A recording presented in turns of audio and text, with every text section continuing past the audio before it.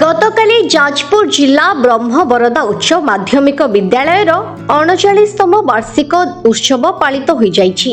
ए उत्सव रे अवसरप्राप्त जिलापाल सरोज कुमार सामल मुख्य अतिथि और वक्ता भाव में जोगदे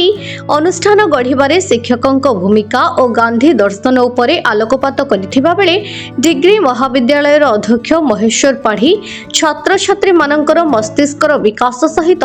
हृदयर विकास होई पारिले भविष्यतर जणे उपयुक्त नागरिक होई परिबो बोली कहिथिले।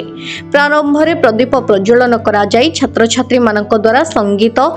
गान करा जाइथिला एवं नृत्य परिवेषण होइथिला। वार्षिक क्रीड़ा प्रतियोगिता कृति छात्र छात्री मानक पुरस्कृत करा जाइथिला। महाविद्यालय समस्त कर्मचारी कार्यक्रम परिचालन रे सहयोग करिथिले।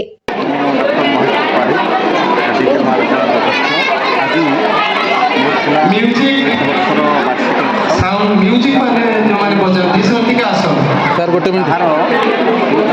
भरा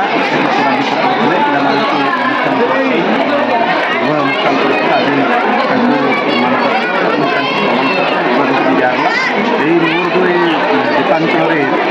गढ़ी उठुवा महाविद्यालय से मुरली मैंने गढ़ी से आईआर डिपार्टमेंट आईआर डिपार्टमेंट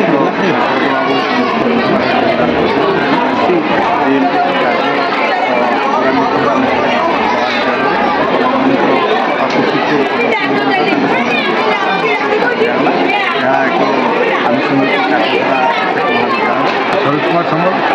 ब्रह्मवरदा ये अंचल वाणिज्यर केन्द्र थिला आमे पिला बेले शुणुचु किंतु आज यहाँ वातावरण देखी क्रमश यहाँ संस्कृति और शिक्षार प्राणकेन्द्र हो सारी अंचल विशेषतः ये महाविद्यालय प्रतिष्ठार अवदान यथेष स्थिति रही अंचल संस्कृति और शिक्षा को यहाँ नेतृत्व दूसरी आज जो उत्सव पिला नहीं जो उत्सव आपणकर सांस्कृतिक कार्यक्रम सभा तेणु निश्चित भाव में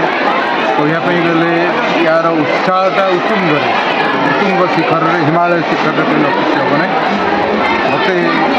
अवसर में डाक Rasulpur report Utkal mail TV.